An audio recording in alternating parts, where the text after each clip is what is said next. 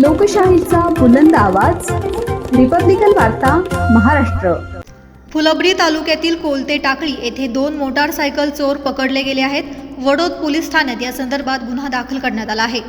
वडोद बाजार पोलीस ठाणे हद्दीतील टाकळी कोलते येथील शेत शिवारात दिनांक 3 जुलै रोजी आरोपी योगेश कैलास गाडेकर वय 26 वर्ष राहणार पीर बावडा तालुका फुलंब्री जिल्हा छत्रपती संभाजीनगर आकाश रमेश पठारे वय 35 वर्ष एकता नगर हर्सूल छत्रपती संभाजीनगर या दोघांनी एक होंडा कंपनीची युनिकॉर्न मोटारसायकल क्रमांक MH20 ER 5752 असून जिची किंमत अंदाजे 75,000 रुपये असून या दोन्ही आरोपींनी लबाडीच्या इराद्याने चोरून घेऊन जात असताना मिळून आल्याने रवींद्र कैलास काकडे वय 27 वर्ष राहणार कोलते टाकळी यांच्या फिर्यादीवरून वडोद बाजार पोलीस ठाण्यात गुन्हा रजिस्टर नंबर 170/2025 कलम 303-2-35 भारतीय न्याय संहिता नुसार गुन्हा दाखल करण्यात आला आहे।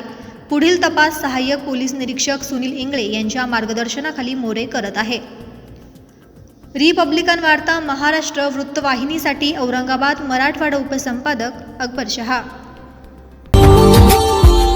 Subscribe now and press the bell icon. Never miss an update.